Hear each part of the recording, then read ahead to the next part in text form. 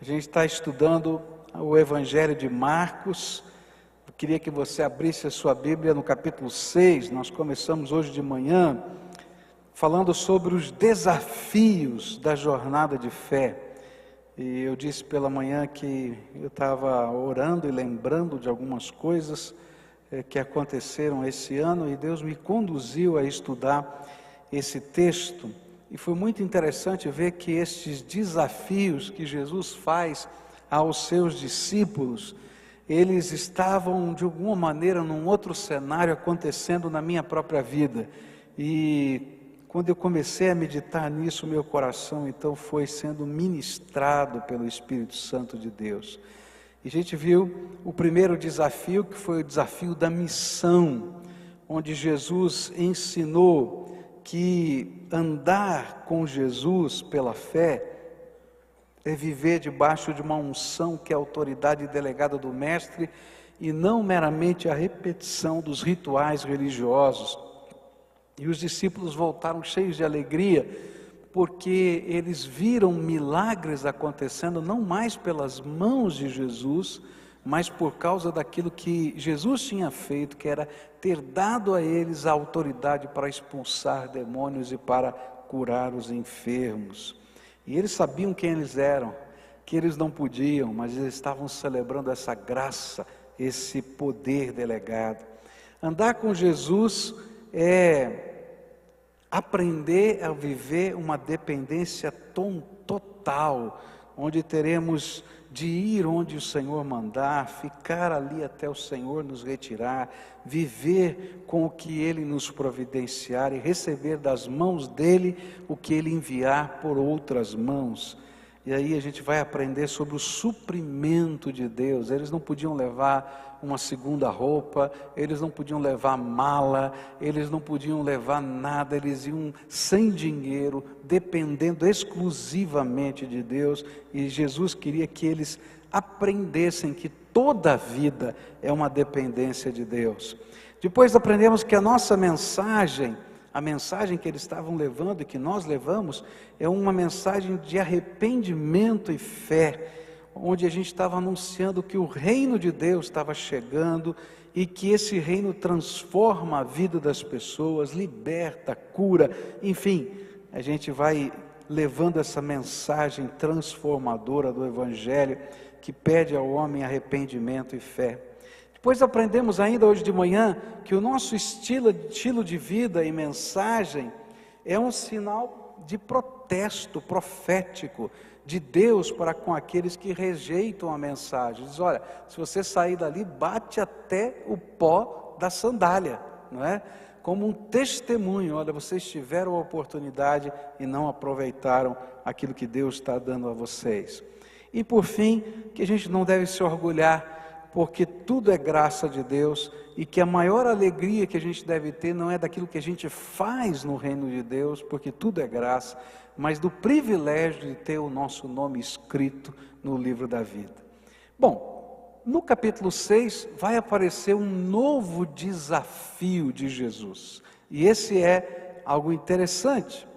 Quando chega nos versículos 30 até o verso 44, Jesus vai desafiar esses discípulos de uma maneira diferente, ainda que a verdade central desse desafio fosse muito parecida com a do primeiro desafio, mas eles tinham agora um cenário diferente, e parece que quando muda o cenário, a gente esquece a lição, e era mais ou menos isso que estava acontecendo.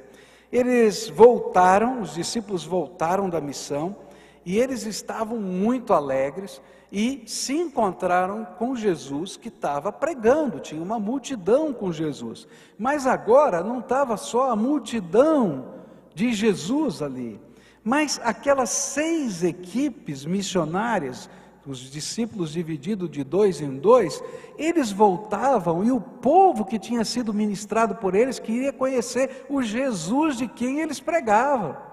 E aí começaram a seguir, então se juntaram mais 6 multidões. E não havia mais uma só que estava com Jesus, mas chegaram todas essas e se juntaram.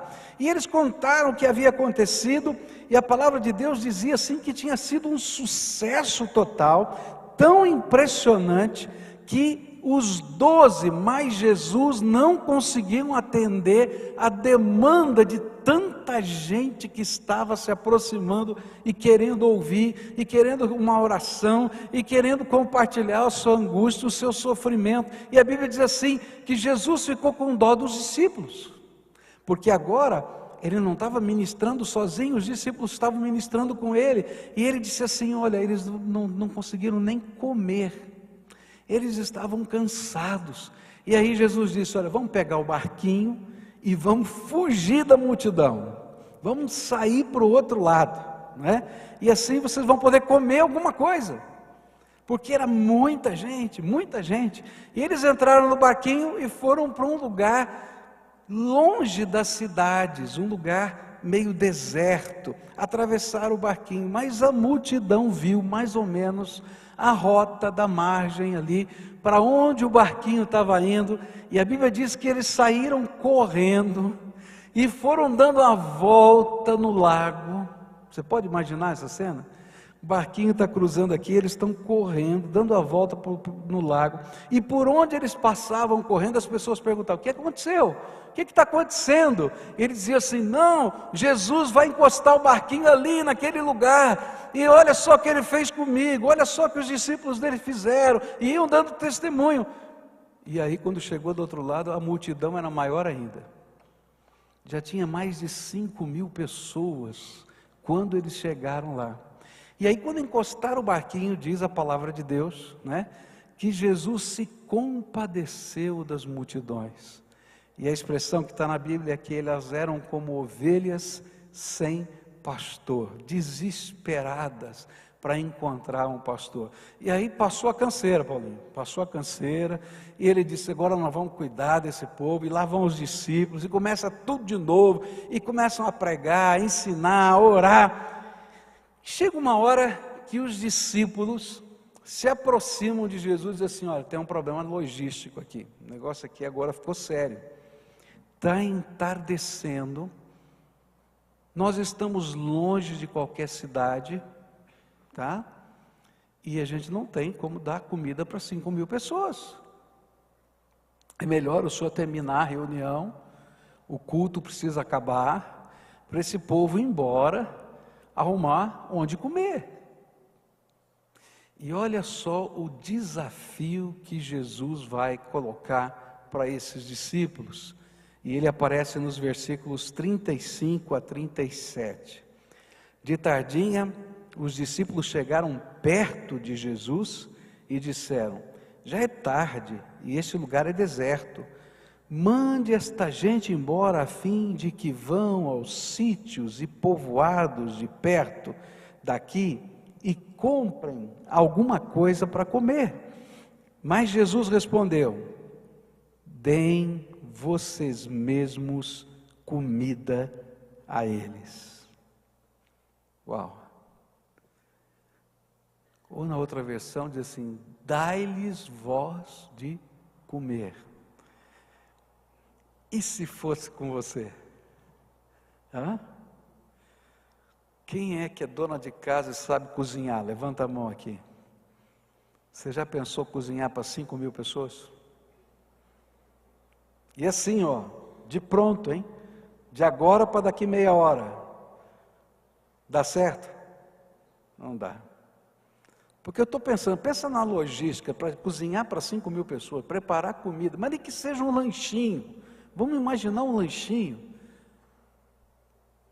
Quem é bom de conta aí para saber? Se a gente fosse fazer um misto quente de presunto e queijo, tá? Quantos quilos de presunto e queijo a gente tinha que comprar para 5.000 pessoas? Eu não tenho a mínima ideia. Você tem? Alguém tem ideia disso aí? Eu não tenho a mínima ideia. E onde é que eu vou arrumar esse negócio todo agora, nesse lugar deserto? E essa era a dimensão do que estava na mente desse povo, dos discípulos. Jesus olha para eles e bem sério, diz assim, ó, não vou mandar embora não, deem comida para eles. E aí você pode imaginar como é que estava o coração dos discípulos. E é interessante que no desafio anterior, que era sair na missão, sem dinheiro, sem comida, sem nada, eles haviam experimentado o poder de Jesus de supri-los. Então, vamos pensar, o desafio era suprimento. E eles já tinham aprendido a lição de que Jesus é poderoso para suprir todas as coisas.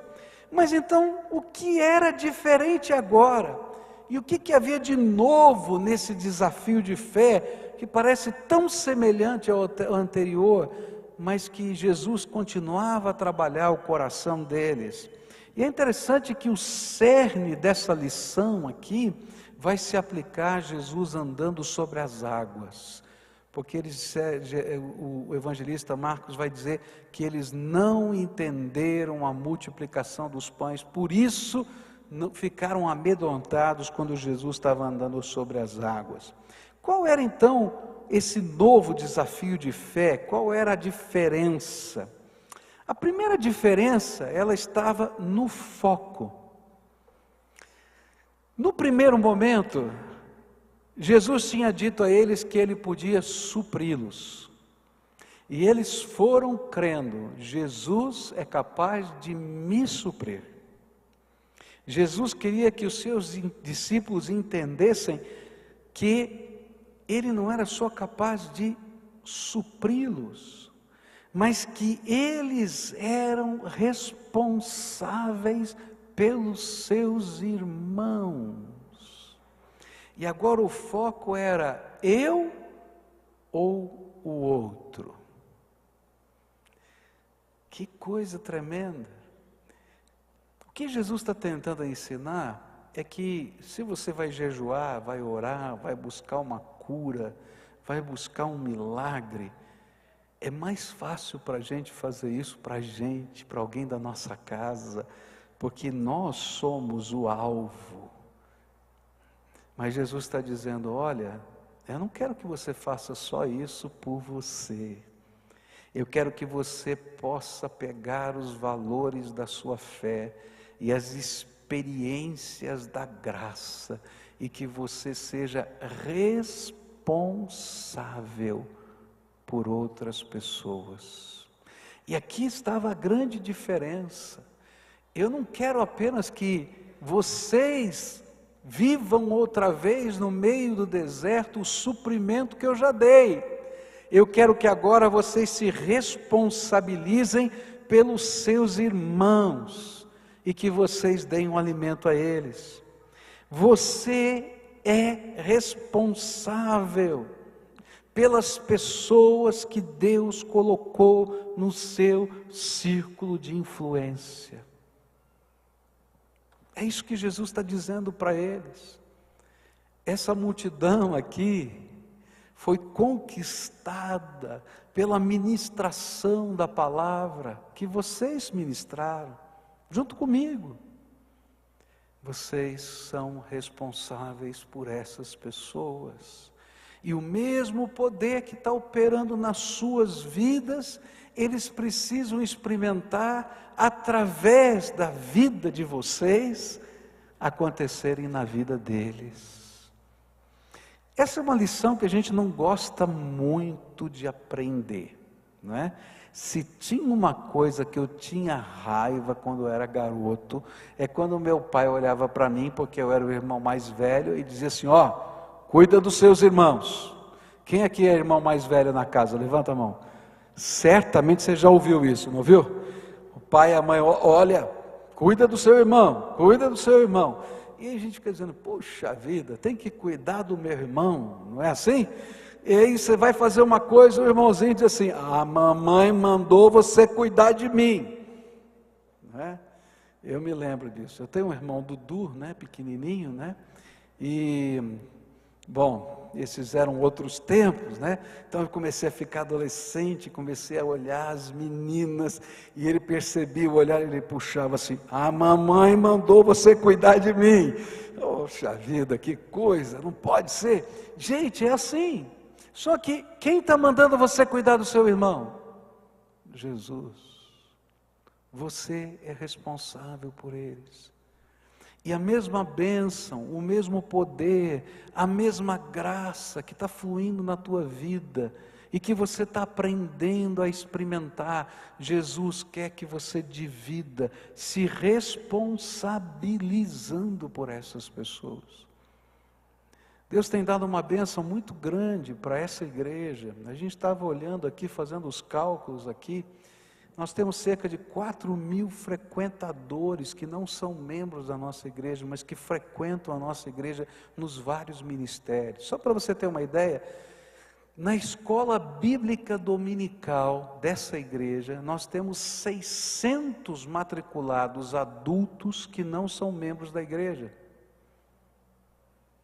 Se a gente olhar quantas pessoas estão nas nossas células que não são membros da igreja, nunca passaram pelo batismo, é uma quantidade imensa.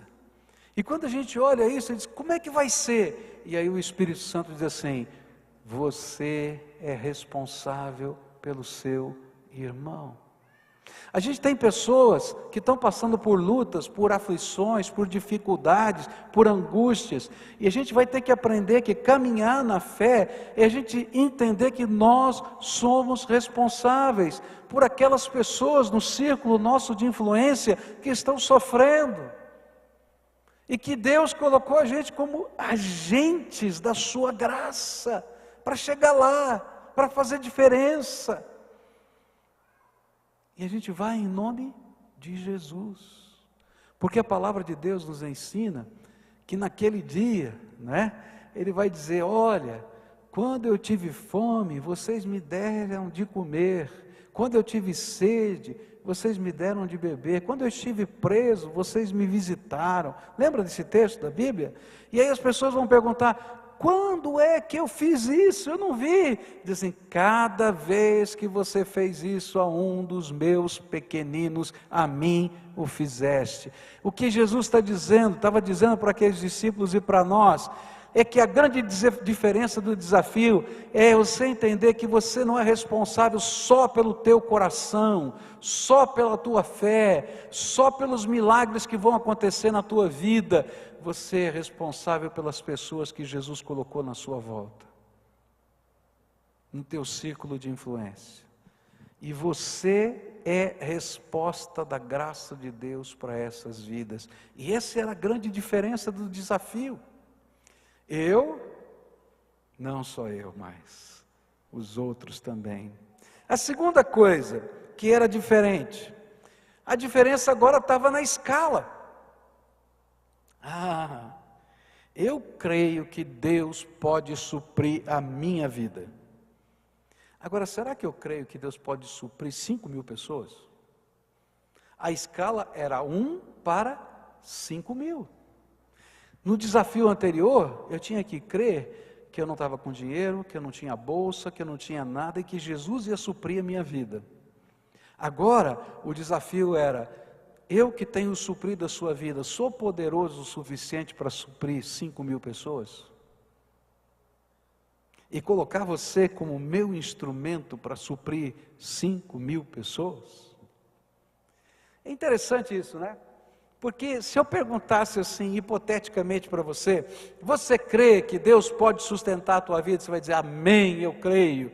Você crê que Deus pode sustentar 5.000 pessoas? Você vai dizer, amém, eu creio. Então vai agora, prepara comida para 5.000. Você diz, opa, agora ficou de complicado. Eu creio, mas nem tanto. Está entendendo? Agora tinha um problema de escala. 1 ou 5.000. O poder e a graça que supre 1, supre 5.000. Era isso que Jesus estava tentando ensinar. Para Deus é o mesmo milagre. A fonte é a mesma. E o problema da escala, na verdade, está na minha mente e nas minhas mãos, porque nunca estiveram na mão de Deus nem na mente de Deus. O Deus que pode criar o universo com as suas bilhões de galáxias, é o Deus que multiplica pães, cura enfermos, expulsa demônios, aqui ou em qualquer lugar, porque Ele é o mesmo Deus. Não existe problema de escala para Deus. E se Ele me der uma tarefa com uma escala diferente do que Ele já me deu, é porque Ele já me ensinou o que Ele faz. Ah, meus irmãos, quando eu estava estudando esse texto, eu tremi na base. Eu tremi na base. Porque eu tenho aprendido na minha vida que eu sou tão complicado para entender o problema da escala de Deus. Tem algumas áreas que é tão fácil para mim crer. Eu tenho na minha vida marcas da graça. Eu não tenho dúvida do suprimento do Senhor. Eu não tenho dúvida de que, se for preciso, vai vir um maná, mas que vai chegar dias também de terra que emana leite e mel, e a gente já passou por isso na vida pessoal, muitas vezes. Mas às vezes, quando Deus coloca um desafio espiritual, quando Ele coloca uma meta para ser cumprida, quando Ele coloca um alvo para ser alcançado, às vezes o meu coração teme e treme, porque eu fico pensando, Senhor, como é que vai ser? Eu não me esqueci mais da conversa que eu tive com os pais dessas pessoas que têm deficiências graves, que muitas vezes estão aqui participando do nosso culto. E a gente foi ver um almoço com eles, eles sentaram na minha mesa para almoçar e disseram, pastor, uma grande angústia que está no nosso coração é o que vai ser o futuro dos nossos filhos quando nós morrermos. O Senhor precisa nos ajudar para isso. E eu tremi na base, e toda vez que isso não sai da minha cabeça, porque eu sei que Deus tem alguma coisa comigo nesse negócio, Deus vai preparando o coração da gente, aleluia, senão a gente morre de infarto, né? Ele vai preparando o coração, Deus está trabalhando, e Ele está me dizendo nesse texto, se eu te sustentei até hoje, se for preciso sustentar 5.000, eu vou continuar fazendo, porque eu sou o mesmo Deus. Eu confesso para você que eu fico morrendo de medo, e eu não queria estar na pele dos discípulos, porque eu sou uma pessoa muito prática, eu estaria pensando igualzinho eles estavam pensando, como é que vai fazer, como é que vai organizar, onde vai comprar comida, quanto dinheiro vai gastar, porque é assim que a mente humana trabalha, e o Espírito de Deus está dizendo, filho, se eu te der uma ordem, eu só quero que você me obedeça, e que você creia, que eu posso fazer o impossível, para 1 ou para 5.000, eu não sei como é que vai ser, eu não tenho a mínima ideia, mas eu quero aprender com Jesus essa questão de escala. Sabe por quê? Porque quando a gente tem a coragem de dar passos de fé, quando Jesus muda a escala, é sinal que a gente está aprendendo um pouquinho sobre a dinâmica do poder de Deus, e a gente vai experimentar coisas tremendas da graça de Deus na nossa vida. Eu não aprendi, mas eu estou orando, Senhor me ajuda, Senhor me ajuda. De vez em quando eu imagino que aprendi alguma coisa, Ele muda o cenário, e eu entro em desespero, e Ele diz, você não entendeu nada de novo? Vamos começar tudo outra vez. E Ele é um excelente professor, Ele repete a lição quantas vezes forem necessárias, e às vezes você vai entrar em cada uma porque não aprendeu a lição ainda. Eu estou entrando, porque essa é a dinâmica do reino de Deus. Então, Deus não tem problema de escala, aleluia, era isso que eles precisavam entender. Agora outra coisa, a diferença estava no método. Olha que coisa incrível, por quê? Naquela viagem missionária, o método do suprimento tinha sido a multidão. A multidão era a fonte do suprimento dos discípulos. Por onde eles passavam, Deus tocava no coração de alguém, e ele não podia levar bolsa, ele só podia carregar o que coubesse na sua mão. Alguém dava um pedaço de pão, alguém dava uma fruta, alguém dava alguma coisa para o sustento deles, e era a multidão quem os supria. Mas agora o método estava invertido. Jesus disse assim: olha, não é a multidão, porque agora a multidão está carente, você vai suprir a multidão. E a fonte era completamente outra. E aí eu fiquei pensando que nós temos a tendência de imaginar que Deus só usa um método para fazer os seus milagres. A gente fica pensando assim: não, eu já vi Deus fazer, Ele já fez isso na minha vida, Ele vai usar fulano de tal, Ele vai usar Beltrano, Ele vai abrir essa porta, Ele vai fechar aquela porta, vai acontecer isso, vai acontecer aquilo outro, não é? Se você leu aquele livro que a igreja doou para você, para a sua família, né? Fé e Finanças, você vai lembrar da história daquele missionário que ia na caixa do correio para pegar a oferta. Ele sempre ali na caixa do correio tinha o suprimento, e ele chega lá, abre a caixa do correio e não tem nada. E ele vai dizer: agora, Senhor, o que aconteceu? E o Espírito de Deus vai ensinar para ele: quem te sustenta não é a caixa do correio, sou eu. E assim é na nossa vida. Às vezes nós imaginamos que Deus vai usar aquele método, e se mexe um pouquinho no cenário, a gente entra em desespero, porque não funcionou do jeito que a gente estava imaginando. E era isso que estava acontecendo com os discípulos. Parecia impossível para eles, pois o método usado por Deus para supri-los era agora o alvo do suprimento. De onde viria o suprimento divino? Como se Deus só pudesse fazer os seus milagres de uma única maneira. Mas o que o Senhor queria era que eles deixassem de confiar no método que eles imaginavam, que já conheciam e que de certa forma até controlavam, para voltar a depender somente de Deus. O método eleito por Deus para supri-los era inimaginável. Jesus vai mandar pegar o que eles possuíam, repartir, multiplicar milagrosamente, e ainda sobrou um cesto para cada discípulo, para que pudessem entender que o meu pouco nas mãos de Deus é mais do que suficiente. É tremendo, né? Eu acho que quando os discípulos voltaram, isso não está na Bíblia, isso está na minha cabeça, tá? Quando os discípulos voltaram, cada um voltou com um cesto. E aí Jesus: o que é isso? É o que sobrou do meu grupo. Aí o outro: o que é isso? É o que sobrou do meu grupo. O que é isso? É o que sobrou do meu grupo. 12 cestos. Então, pode comer. Eu já comi, isso é o que sobrou do meu grupo. É como se Deus estivesse dizendo: eu sou o método que supre a vida. Eu acho incrível isso.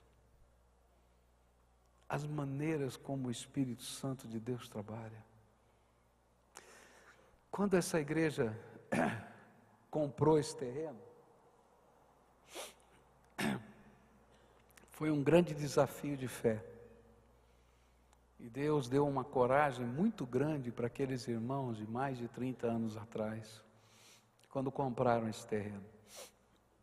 Para você ter uma ideia, a arrecadação da igreja total era de 100 alguma coisa, tá? Eu não sei porque o dinheiro já mudou muito de valor, era 100 alguma coisa, cruzeiro, cruzado, eu nem me lembro mais, tá? Mas 100 mil, né, que eles tinham. E o valor da entrada era 8 milhões. O que eles arrecadavam num mês era 100 mil. Eles tinham que dar uma entrada de 8 milhões. Humanamente falando, a gente pensa, é uma loucura. Mas o Espírito de Deus falou para aqueles irmãos daquela época que isso não era loucura, que era um presente de fé e que eles tinham que atravessar essa jornada de fé. E aí então eles fizeram uma campanha para arrecadar fundos, porque esse é um método que a gente conhece. E nessa campanha eles fizeram o seguinte desafio: cada membro da igreja vai dar todo o seu 13º salário para a obra da construção. Você já imaginou se eu pedisse para você todo o seu 13º salário para construir esse templo? Foi isso que eles fizeram. E toda a igreja deu o seu 13º salário. E naquele mês de dezembro, eles levantaram 1 milhão de alguma coisa, que eu não sei o dinheiro da época. Se os dizimistas todos arrecadavam 100 mil, significa que os dizimistas todos deram o seu 13º. E eles levantaram 1 milhão. Mas qual era o valor da entrada? 8. Bom, o que nós vamos fazer? Aí um grupo da igreja foi procurar a proprietária do terreno, que é a dona Maria Pia Matarazzo. E chegou para ela e disse assim: olha, nós precisamos de um pouquinho mais de prazo, que a senhora nos deu uns 60 dias para a gente levantar os outros 7 milhões, nós já levantamos 1 milhão. E aquela senhora, tinha pessoas que conviviam aqui com a igreja, ela disse assim: vocês não vão conseguir levantar. Se o povo todo da igreja doou o seu 13º salário, levantou 1, como vocês vão levantar mais 7 em 60 dias? É impossível. Não, mas Deus é fiel e nós só precisamos do prazo. E o Deus que supre 1, supre 5 mil. O Deus trabalha, nosso Deus trabalha de maneiras diversas. E o método que Deus vai começar a usar para suprir agora é tão divergente, tão diferente, que eles nunca podiam imaginar. Aí a proprietária do terreno falou o seguinte para aquela comissão: olha, eu quero ajudar vocês. Eu estou vendo que essa é uma obra de fé. Vocês já têm 1. Se vocês conseguirem levantar mais 2 milhões, ficando com 3, eu vou pedir para cada uma das empresas, das 60 empresas do Grupo Matarazzo, fazerem uma doação para a primeira Igreja Batista de Curitiba, que componha 5 milhões. E eu vou dar de presente 5 milhões para vocês. Isso era só a entrada, porque o terreno custava 24 milhões. É sério? Gente, que coisa doida. Mas o povo voltou feliz. Sabe como é que o crente, como é que a pessoa que tem fé, ela pensa? Ela não pensa assim: ah, eu preciso levantar mais 2. Eles pensaram assim: já conseguimos 6.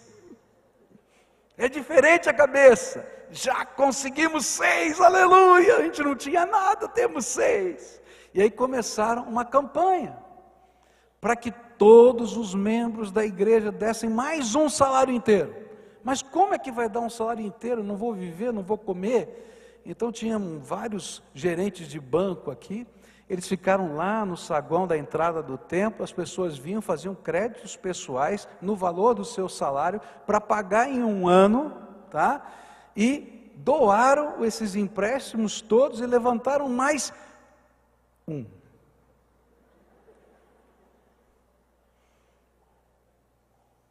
Um milhão. O método também está no controle de Deus. E vai terminando os 60 dias. Uma semana, na semana que ia terminar os 60 dias. Pouquinho antes do domingo, eles não tinham conseguido mais do que 1 milhão. Aí um empresário de São Paulo, que não era crente, depois veio a se converter, fica sabendo dessa história, e manda chamar o pastor dessa igreja, o pastor Marcílio Teixeira. E ele vai para São Paulo e conta toda a história e tudo quanto Deus já fez, dizendo: nós temos 7. Esse é o nosso jeito, nós já temos 7, falta um só. E ele pergunta: o que eu posso fazer para ajudar? E na sabedoria que Deus deu àquele homem, ele disse assim: faça só o que Deus lhe mandar fazer. E ele sai e fica esperando no saguão, na sala de espera, enquanto aquele homem fica pensando o que ele quer fazer. Alguns minutos depois, ele chama o pastor e entrega um cheque de 1 milhão que faltava. E no domingo eles fizeram uma fotocópia gigante do cheque e trouxeram lá e dizendo: agora temos os 8. Por que eu estou falando isso? Na mentalidade da gente, a única forma de suprir seria a multidão levantar os 8 milhões. Mas na forma de Deus, Ele estava dizendo: eu posso mudar o coração do proprietário, eu posso pegar um ímpio e transformar em investidor do reino, eu posso todas as coisas, eu posso todas as coisas. E queridos, o método não é importante. Se tiver que cair pão do céu, Ele já fez isso no deserto. Se tiver que sair água da rocha, Ele já fez isso no deserto.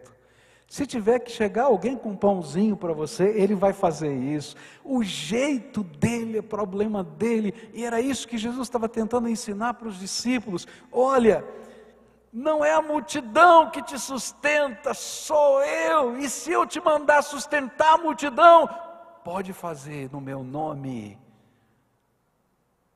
Porque eu sou aquele que te sustenta. Eu me lembro do testemunho da Nauzira, no meio da guerra em Angola, e ela dizia que não tinha comida, mas Deus tinha preparado, antes do bombardeio, tinha chegado 4,5 toneladas de fubá, que estavam guardadas dentro da igreja, e a igreja se tornou o celeiro de uma cidade. O único lugar que tinha comida naquela cidade era naquela igreja. E a igreja supria a multidão. Ela disse assim: eu não aguento mais ver fubá, porque eu comi tanto fubá com água que não dá para explicar. Mas aleluia pelo fubá com água. Era um maná de Deus que estava lá. Se for preciso ser suprido pela multidão, Deus vai chamar as pessoas. Mas se for preciso suprir as multidões, Deus fará. Porque Ele é fiel, Ele é fiel, Ele é fiel. E não importa o cenário, não importa o método, importa quem é o Senhor da minha vida. E era isso que os discípulos ainda não tinham entendido. Por isso, a gente vai aprender uma coisa tremenda.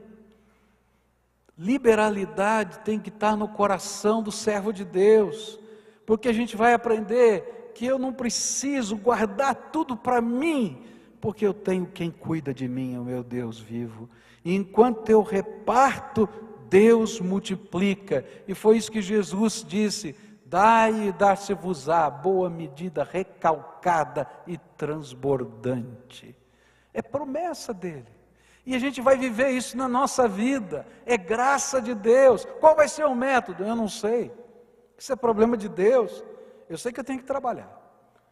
Eu vou trabalhar, vou fazer a minha parte. Porque o meu sustento vem do meu suor. Mas o que for além do meu trabalho, Deus fará. E é interessante que Deus pode dizer, pode se responsabilizar, porque Ele vai fazer o impossível, porque Ele é o suprimento. Essa é a diferença. Não é você que supre, nem Deus somente supre você, e Deus não somente usa os mesmos métodos, Ele tem métodos criativos de fazer a sua vontade. Outra coisa que eu aprendo nesse texto, é que a diferença estava no paradigma. Eles já tinham aprendido a fazer uma missão sem dinheiro. Jesus tinha dito para eles: não levem dinheiro. Eles aprenderam que não precisava de dinheiro para fazer missão. Eles tinham que estar no centro da vontade de Deus. Mas eles não tinham entendido que alimentar uma multidão pudesse ser feito sem dinheiro. E por isso, no primeiro momento que Jesus falou: dai-lhes vós de comer, chega lá um dos discípulos e diz assim: escuta, você já fez o cálculo de quanto custa alimentar 5.000 pessoas? 5.000 pessoas custa 200 denários. O denário era o salário de um dia de um trabalhador braçal, tá? Quanto custa uma diarista hoje para trabalhar numa casa? Uns R$80 mais ou menos? 90? A minha conta foi errada, eu pus 80, tá? Ainda estou econômico aqui, né? Gente, são R$16.000. Eu assim, onde é que eu vou levantar R$16.000 hoje para comprar pão? Só para comprar pão. Como é que eu vou fazer? Interessante. Mas até então eles tinham aprendido que eles tinham feito sem dinheiro. E agora, o paradigma antigo que estava na cabeça deles voltou. Quanto dinheiro vai custar? Você já parou para pensar que quando Deus coloca você em algum desafio espiritual, você logo fica fazendo a sua contabilidade para ver como é que funciona? Você vai dizer: pastor, é claro, nós somos previdentes. Mas às vezes aquilo que a gente chama de previdência, na verdade, é uma falta de percepção dos meios de Deus para fazer a obra.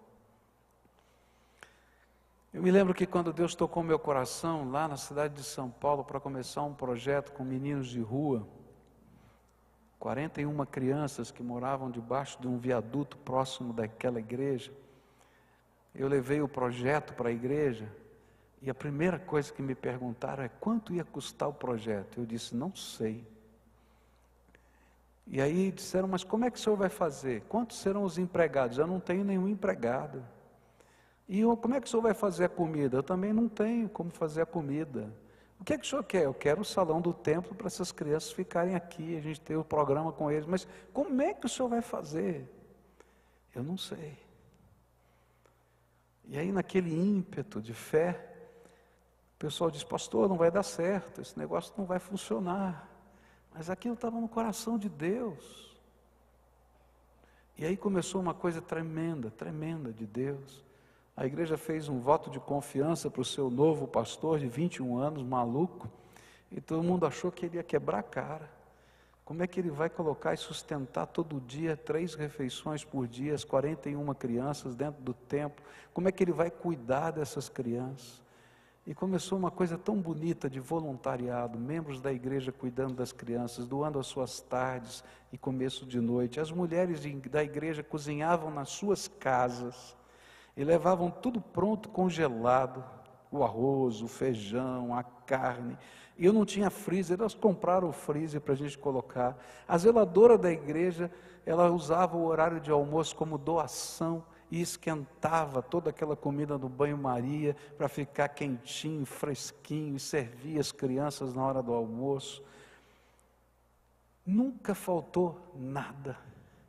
Eu me lembro que as pessoas pediam nos prédios de apartamento para o projeto, e eu ia buscar e dizia assim: mas não vem de carro não, vem de Kombi, porque vinham muitos quilos de arroz, de feijão, de óleo. Cada prédio, cada irmão, cada grupo familiar recolhia um gênero, arroz, outro feijão, outro óleo. Então era só aquela coisa que vinha daquele prédio, e eram os vizinhos que doavam. Cheguei na padaria, falei para o dono da padaria: olha, você lembra daqueles 41 meninos que ficavam aqui? E aquele povo aqui é uma praga, eles roubam, eles fazem. Então, está tudo lá na igreja.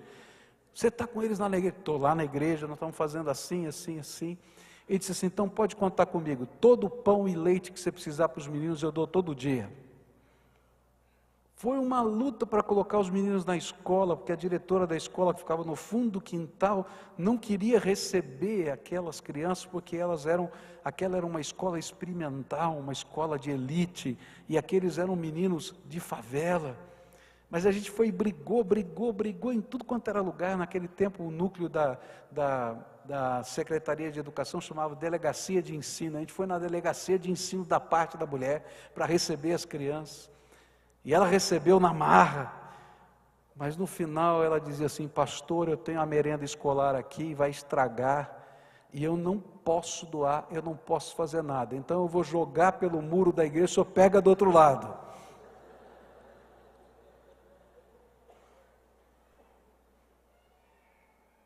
Deus é bom. Sabe qual era o meu orçamento para as 41 crianças de projeto? Sabe quanto a igreja aportou? Nada. Tem vários projetos que Deus colocou no meio dessa igreja, como rádio e televisão, que a igreja nunca aportou nada. Porque Deus é fiel, e quando Ele coloca um milagre para ser feito, um projeto para ser feito, Ele faz coisas tremendas. Mas tem que mudar o paradigma. Eu não faço a obra de Deus com dinheiro, eu faço a obra de Deus com fé, com determinação, com coragem, molhando o pé, dependendo de Deus. E é nesse processo que os milagres de Deus acontecem. Não me pergunte como. Se for preciso mexer no coração de alguém do outro lado do mundo, Deus é poderoso para fazer isso. Mas muitas vezes Ele vai mexer primeiro no meu coração. E aí quando eu começo a me disponibilizar e me ofertar, eu me oferto, eu sou a oferta, Deus vai fazer as coisas tremendas da sua graça. Mudou agora o paradigma, continua sem dinheiro. E a última coisa, a diferença estava na logística. Eles sempre estavam acostumados a trabalhar de aldeia em aldeia, cidade em cidade. E agora eles estavam no meio do deserto, num lugar ermo. Onde e como comprar alimento para 5.000 pessoas aqui nesse lugar sem estrutura? E a grande lição desse desafio é que você não tem desculpa para não assumir a responsabilidade pelo seu irmão, se de fato você está vivendo pela fé, pois basta obedecer a Deus e Deus vai fazer o inimaginável. Primeira lição: você é o responsável pelo seu irmão. Quem é que Deus testifica no seu coração, dizendo assim: você é responsável pelo seu irmão, pela sua irmã, que tem o nome tal? E olha, quando a gente olha para esse desafio, a gente treme. Porque ser cooperador é fácil, ser responsável é outra completamente diferente. Mas Deus está falando para mim e para você: você é responsável. E o mesmo poder que eu tenho ministrado na tua vida, eu vou ministrar através de você na vida de outros. E aí a gente vai achar uma série de desculpas. Escala, dinheiro, isso, aquilo outro. E Jesus pega 2 peixinhos e 5 pãezinhos, que estava na lancheira de uma criança. Ninguém ia imaginar que uma criança ia suprir 5.000 pessoas. E eu fico pensando, por que Jesus usou o lanchinho de uma criança? Será que não tinha mais ninguém com alguma comidinha guardada lá? Eu acho que alguém tinha um farnelzinho. A gente estava na Coreia e nesse acampamento que a gente estava na Coreia, a gente comia comida coreana, e era uma comida, assim, diferente, né? Já falei como é que era a comida coreana aqui para você. Eles fazem um arroz de um jeito diferente que a gente está acostumado. Você frita o arroz, tempera, faz ele ficar sequinho, né? Eles fazem arroz como a gente faz macarrão. Joga o arroz lá dentro, fica cheio d'água, quando cozinhou ela bate assim, unidos venceremos, sem sal, sem nada, joga no prato e manda bala.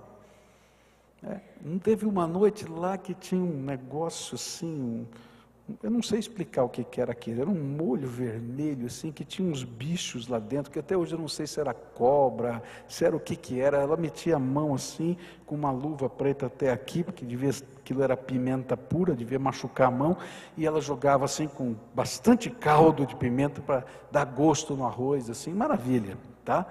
A gente comia.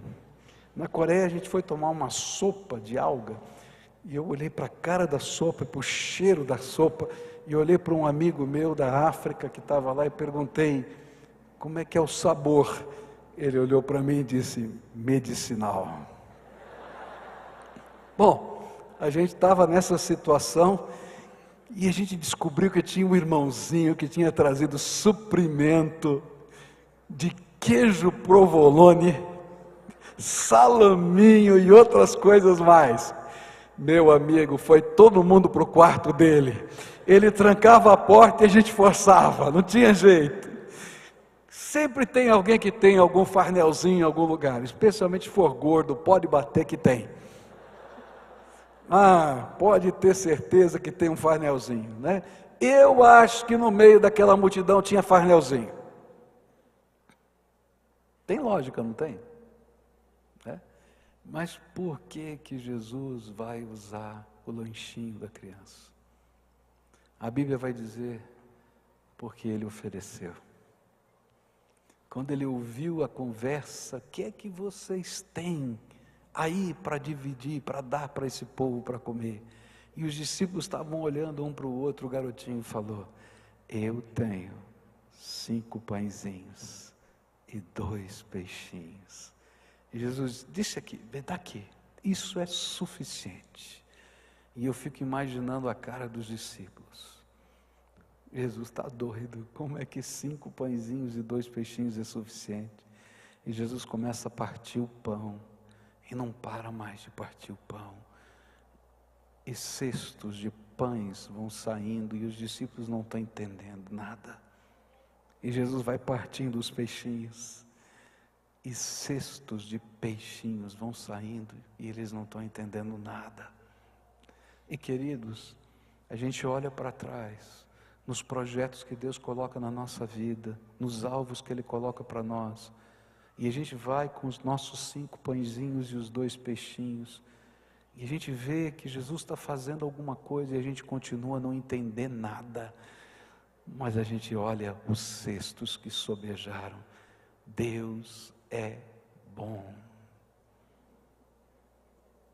Como é que é a resposta? Ficou bom? Está melhorando? Senão eu dava bronca em casa. Gente, Deus é tremendo. É tremendo. Nessa noite eu queria convidar você a experimentar a dinâmica de Deus na tua vida. Experimenta. A primeira coisa que Ele quer que você entenda, você é responsável pelo seu irmão. Quem você tem que assumir responsabilidade? Diga, Jesus, se o Senhor me ajudar, eu vou.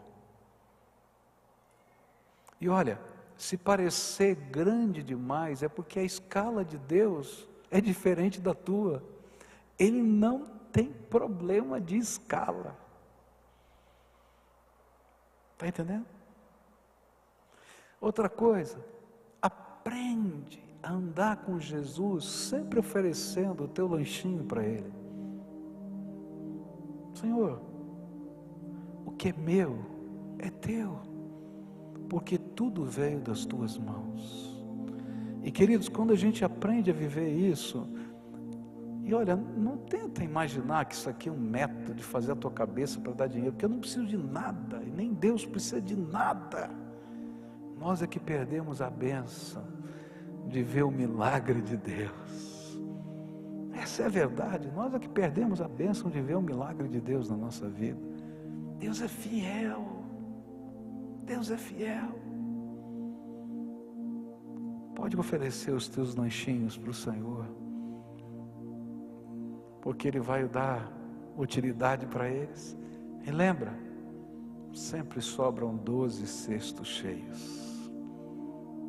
12 cestos cheios. Esse é o jeito de Deus fazer. Ele faz isso. Dai e dar-se-vos-á. Boa medida, recalcada e transbordante. Quem é que dá? É o Senhor quem dá. Como? Isso é problema dele. O que eu estou tentando dizer é que andar com Jesus é uma dinâmica de fé, onde a gente vai aprender a viver esses desafios todo dia da nossa vida. Hoje eu não vou chamar ninguém aqui na frente, mas eu queria que você olhasse para o teu coração. Você que é servo do Senhor, o que Ele está te ensinando? O que Ele quer de você? Oferece o teu dom, o teu talento. Se Deus está tocando no teu coração para você começar um ministério, você está com medo, entra de cabeça, porque Deus tem algo a fazer na tua vida. E vou dizer mais, você vai ser instrumento de milagres de Deus que vão marcar a vida da sua família. Eles vão lembrar dos milagres de Deus que aconteceram com você. Aproveita essa bênção de Deus. E se Deus está te ensinando algumas coisas e Ele mudar o cenário, não tem importância, porque Deus não muda. O cenário muda, mas Deus não muda. E às vezes Ele dá uma mexida no nosso cenário para a gente lembrar que Ele não muda. E que Ele é o mesmo, que já atuou na tua vida, que já deixou marcas no teu coração e que vai continuar atuando. Então agora curva a tua fronte e fala com Deus. Qual é a resposta que o Espírito Santo de Deus está esperando de você? Como é que você vai responder a mensagem do Senhor no teu coração? Que tipo de dedicação o Espírito de Deus está pedindo para você? Experimenta, dá um passo de fé. Senhor Jesus, nós estamos aqui irmanados na Tua graça, e como os Teus discípulos, às vezes a gente não entende o sentido da multiplicação dos pães, e a gente não entende, por isso endurece o coração. Mas nessa noite, quando o Senhor está falando conosco sobre vida, sobre ministério, sobre caminhar pela fé, sobre perspectiva do futuro, que o Senhor abra os nossos olhos espirituais para crer, que se a gente seguir a Tua ordem, exatamente do Teu jeito, ainda que pareça absurdo para nós vamos ver a glória do Senhor se manifestando na nossa vida.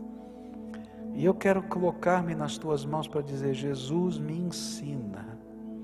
Tu sabes, Senhor, que o primeiro a ouvir essa mensagem fui eu, e como eu fui tocado quando estava estudando esse texto, porque eu vi no meu coração duro, eu vi no meu coração medo, temor, eu vi no meu coração os desafios que o Senhor tem colocado diante de mim, o desafio de terminar essa obra, o desafio dessa casa para o futuro dessa gente, desses meus irmãos, que o Senhor disse que eu sou responsável por eles.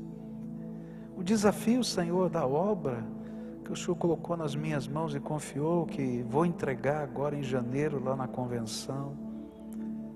Tantos desafios. E Senhor, parecia tão pesado. Mas o Senhor me mostrou, Pai, porque só parece pesado porque eu estou olhando para o lugar errado. E o foco é o Senhor, a graça é o Senhor, o poder vem do Senhor, o milagre é o Senhor. Então, Senhor, começa alguma coisa nova na minha vida, eu te peço em nome de Jesus, e faço isso diante dos meus irmãos, porque às vezes a gente tem ideias tão estranhas das pessoas, achando que os conflitos espirituais só acontecem com a gente, mas na verdade eles acontecem em todo o coração humano, e eu te louvo, porque o Senhor se importa com esses conflitos na nossa alma, e o Senhor mexe nos cenários para a gente reaprender e aprender de novo as lições da Tua graça. Ó Pai, talvez aqui nesse ambiente tenham pessoas que estejam passando por tempos difíceis, de enfermidade. Ó Pai, o Deus que cuida de uma multidão de 5.000 pessoas, é aquele que se importa com o coração, com a alma e com o corpo. E eu quero te pedir que nessa hora, semente de fé venha sobre essas vidas, e que o Senhor comece a operar graça curadora, e que pessoas sejam curadas nessa noite, pelo poder do nome de Jesus. Ó Pai, talvez a gente tenha famílias aqui, que estejam quebradas, divididas, como eu ouvi hoje pela manhã de um senhor que disse, minha família 1 ano atrás, estava quase quebrada, e sábado que vem vai nascer o meu filho, e nós estamos tão felizes. Senhor, ele me pediu para orar pela esposa dele, que um dia já andou nos teus caminhos, mas está afastada, e ele que nunca andou nos teus caminhos está aqui e ela não está. Então agora, Senhor, visita com o teu poder e abençoa aquela mamãe, de tal maneira que ela possa ser restaurada à tua graça, e que esse seja milagre do Senhor ali. Visita agora em nome de Jesus, em nome de Jesus. Ó Senhor, eu quero te pedir, Senhor, por famílias que estão quebradas, põe a tua mão de poder agora, e começa uma obra de restauração desses lares. Oh Jesus, que o Senhor esteja tratando as feridas da alma, e tratando os corações. Senhor, quero orar por filhos, por pais, por relacionamentos. Jesus, entra agora, faz os teus milagres. Eu quero orar, Senhor, por famílias que estão vivendo lutas financeiras. Põe a tua mão de poder sobre elas, que o Senhor os sustente, mas que eles aprendam mais do que isso, que o Senhor sempre os sustentou. Ó Pai, tem pessoas que estão vivendo uma luta muito grande, porque não aprenderam a repartir, Senhor. Coloca a liberalidade de alma no coração das pessoas, o desprendimento, o prazer, faz essa obra. Ó Senhor, Tu conheces os corações, eu quero te pedir, visita agora com o Teu Espírito, visita e ministra no meio de nós, e que a gente possa aprender a andar com o Senhor em toda e qualquer circunstância, e aceitar os desafios do Teu Espírito na nossa vida. É aquilo que oramos em nome de Jesus, amém e amém, amém. Fica de pé, dá a mão para quem está perto de você, para a gente caminhar para o final desse culto, orar. Daqui a pouquinho vamos orar pedindo a bênção de Deus, mas isso é tempo da gente adorar a Deus, e pela fé, você não viu nada ainda, mas pela fé, adora a Deus por aquilo que Ele vai fazer. Você colocou alguma coisa diante de Deus, não colocou? Nesse momento de oração? Então agora, agradece, adora a Deus por aquilo que Ele vai fazer. Você não viu ainda, mas eu creio, Senhor, que o Senhor fará. Eu creio, Senhor, que o Senhor fará. E a gente está agradecendo.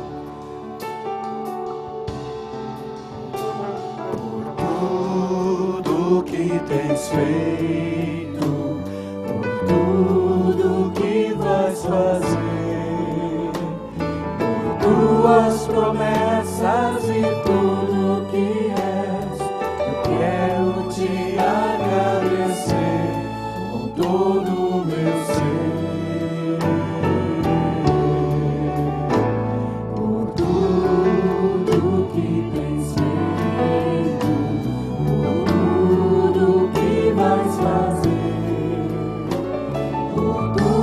promessas e tudo que és. Eu quero te agradecer com todo o meu ser. Ele é digno dessa adoração. Te agradeço, meu Senhor.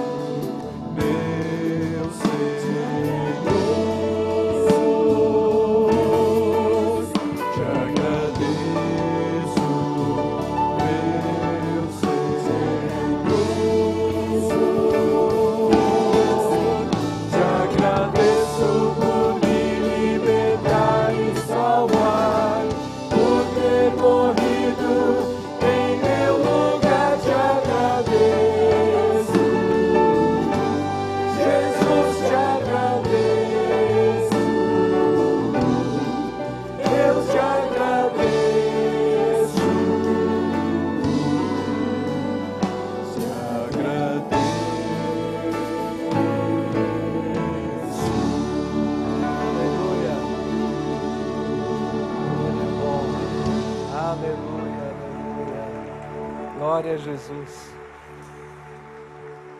Não esquece, o que é que vai acontecer amanhã às 10? Na vigília, né? E eu vou terminar essa série de 3 sermões e vou falar sobre o andar sobre as águas. Jesus vai ensinar para a gente nesse último desafio que está lá no finalzinho do capítulo 6, onde ele vai andar sobre as águas, vai chamar Pedro para andar com ele sobre as águas. Que desafio! A gente vai aprender a andar sobre as águas, na graça de Deus. Olha para quem está perto de você assim, ó, você é responsável pelo seu irmão. Depois você escuta, porque você também é. Cuida, tá? Agora, vamos orar para a gente encerrar esse culto.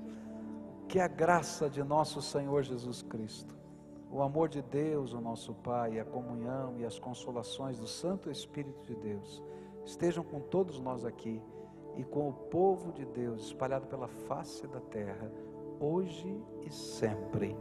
Amém e amém. Vamos na graça e na paz de Jesus.